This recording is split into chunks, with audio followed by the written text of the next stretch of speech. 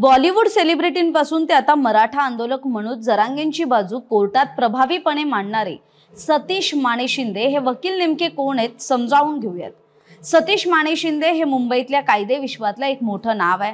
ते मुंबईतल्या high profile व्यक्तिमत्वांपैकी एक आहेत।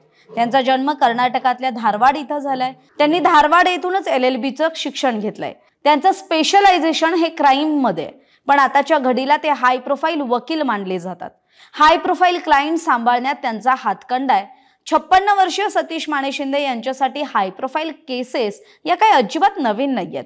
याआधी सुद्धा त्यांनी बॉलिवूडच्या टॉपच्या स्टार आणि सेलिब्रिटींना त्यांच्या फॅमिलीचे खटले म्हणजे केसेस हँडल केलेले आहेत। सतीश माने शिंदे यांनी आर्यन खान पासून रिया चक्रवर्ती पर्यंत बॉलिवूडच्या अनेक सेलिब्रिटींची न्यायालयात बाजू मांडली आहे। सतीश माने शिंदे यांनीच आर्यन खानची बाजू मांडली होती। कार्डिलिया क्रूजवर ज्यावेळी ड्रग्ज प्रकरण समोर आलं होतं त्यावेळी शाहरुख खानचा मुलगा आर्यन खान याच्या बाजूने सतीश माने शिंदेंनी वकिली केली होती। सुशांत सिंह राजपूत प्रकरणात सुद्धा त्यावेळची त्याची गर्लफ्रेंड आणि अभिनेत्री रिया चक्रवर्ती आणि तिचा भाऊ शौविक यांची सुद्धा बाजू सतीश माने शिंदे यांनीच मांडली होती। 1993 सालच्या बॉम्बस्फोट प्रकरणात अभिनेता संजय दत्तचा खटला लढणाऱ्या टीमचा ते एक महत्त्वाचा भाग होते।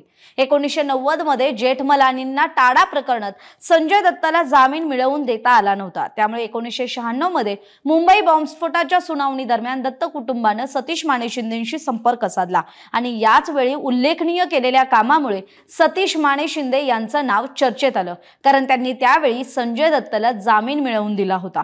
संजय दत्तवर अत्यंत गंभीर आरोप असताना सुद्धा सतीश माने शिंदेंनी जामीन मिळवून दिल्याने त्यांची चर्चा झाली होती आणि त्यांचं देशभरात टॉप लॉयर्स मध्ये नाव घेतलं जात होतं।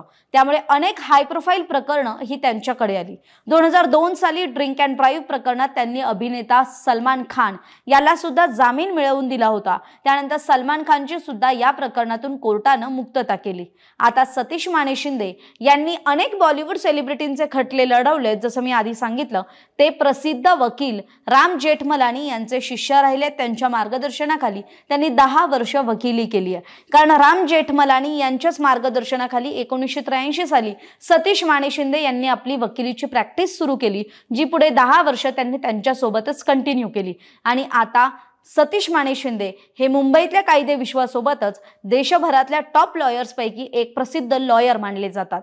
आपल्याला हा व्हिडिओ माहितीपर वाटला असेल तर फॅमिली आणि फ्रेंड सर्कलमध्ये जास्तीत जास्त शेअर करायला विसरू नका। धन्यवाद।